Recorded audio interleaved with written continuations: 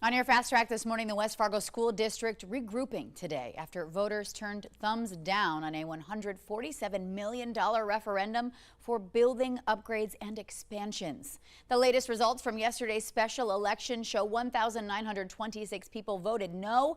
And listen to this, 1,915 voted yes. That difference, you're trying to do the math in your head, only 11 votes. Superintendent Beth Sleddy says the district will reconvene a task force to help chart the next steps to deal solutions to the overcrowding, which the referendum was designed to fix. Also on your Fast Track today, North Dakota Governor Doug Burgum will join 6 other presidential hopefuls later tonight in once again making their case before a national audience on why they should be the Republican nominee for president. Joe Skrzyzewski on the ground in Simi Valley, California this morning at the site of the second presidential primary debate. Let's listen in. For a time, it looked like North Dakota Governor Doug Burgum may not qualify for this second Republican presidential primary debate in California, but he managed to cross the polling threshold less than a week before the deadline. Now, I spoke with political analyst Rick Kleberg about what the governor needs to do to make an impression in this debate. I think the governor needs to be more aggressive. He needs to step forward. When I mean aggressive too, I'm not referring to being, attacking anybody's credibility, but he needs to get out there and be forceful with what his thoughts and his vision is for America. Tuesday evening, a group of roughly 100 protesters gathered outside the entrance to the site of the debate, the Ronald Reagan Presidential Library. They seem to be taking issue with both Republicans and Democrats, especially regarding some unrest going on overseas, specifically having to do with the country of Azerbaijan. Now, whether these issues come up in Wednesday night's debate remains to be seen. The second Republican presidential primary debate begins at 8 p.m. Central Time or 6 p.m. Pacific Time. In Simi Valley, California, I'm Joe Skrzyzewski, Valley News Live. Now, Governor Doug Burgum will be debating against Chris Christie, Ron DeSantis, Nikki Haley, Mike Pence, Tim Scott, and Vivek Ramaswamy. We have breaking news for you on your Fast Track to 7. North Korea is expelling a U.S. soldier who crossed their border into North Korea back in July. North Korea says Travis King confessed to illegally entering the nation because he harbored ill feeling against what he calls maltreatment and racial discrimination, within the U.S. Army.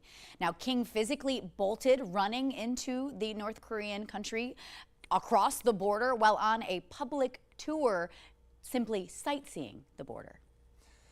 We will now go to weather this morning with meteorologist Lisa Green. We're looking at our possibility of some rain chances, Lisa. Yeah, we've been enjoying a little bit of a break. Started yesterday, today that continues, but rain chances do come back. So I want to give you that heads up that we're going to see that returning late Thursday night into the day on Friday as well. Saturday during the day, I'm hoping we can get a little bit more of a drier day with the events going on, but more rain chances Saturday night into Sunday as well. So rain chances coming back. Right now it's looking nice and quiet in Fargo. We've got a little cloud cover overhead, so not completely clear, and that's going to be the case today. We're going to see some varying cloud cover for anywhere from partly cloudy to mostly cloudy skies today in a lot of places. Winds out of the east-southeast at 5 miles per hour. Visibility is looking good at 10 miles. Still waiting on that sunrise coming up at 7:20, so about another 25 minutes or so before we see that sun over the horizon. In Grand Forks, looking pretty quiet. We're at 52 degrees rather.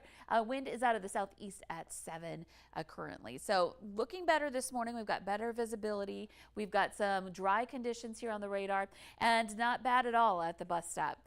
Kids won't necessarily need the jacket here this morning because temperatures are pretty comfortable, 50s to some low 60s to start. And this afternoon, we're going to get into the low 70s for Fargo. A few more clouds again, a little bit of wind out of the southeast with wind speeds in the teens, gusts into the 20s. Here's a look at that 11-day planner. So rest of the week, we're looking at some low 70s for your highs, that rain chance ramping up into Friday. But check out this weekend. We're transitioning into October, and we're looking at temperatures getting into the low 80s. We'll just have to keep an eye out for a couple of thunder showers this weekend. Okay, we got to make it through that, but we have such an incredible weekend to look forward to. Yeah, especially Saturday right now looks to be the drier day. Perfect timing for tailgating, for homecoming for NDSU, and maybe just getting out and enjoying some fall weather. Yeah, couldn't have asked for anything much better there, Lisa. Thank you. Time now is 6:56 on the Valley Today. It was the largest search ever for an Indigenous person in the state of Minnesota, wrapping up in Bemidji yesterday. Family, friends, and volunteers conducting 2 days of grid searches covering 150 acres looking for Nevaeh Kingbird. She disappeared nearly 2 years ago when she was just 15 years old. They were also looking for clues into the disappearance of 2 other missing people, Damon Boyd, who went missing in 2014, and Jeremy Jourdain, who was last seen in 2017. A North Dakota daycare provider facing criminal charges after the death of a baby who was in her care. The Ward County Sheriff's Office was called to Marked with Joy in Minot last week for a report of an unresponsive 15-month-old who later died in the hospital. The owner, Joy L. Johnson, previously had her license revoked by the state for an incident back in 2020. She was arrested on this new case on charges for operating a daycare after having her license revoked. A number of store windows in downtown Fargo are boarded up, waiting for repairs after police say someone went on a vandalism spree. Witnesses say the guy smashed glass with a sandbag and a piece of wood. Police received multiple reports of the trouble at Steve's Package Store and SARS Sudden Service. Now, the owner of Steve's says he's now looking at a repair bill of around $4,000 after that damage. Luckily, police say they tracked down this man, Drew Christensen, a few blocks away, arresting him for criminal mischief. The Writers Guild strike now over. Union members heading back to work today. The 3-year deal now goes to the Guild's membership for a ratification vote. That agreement increases minimums, raises the rate of health care and pension contributions, and provides bonuses to residuals based on viewership for streaming, a major talking point. The agreement also contains protections around artificial intelligence, which was a major issue when writers hit the picket line more than 4 months ago. The Actors Guild, however, remains on strike.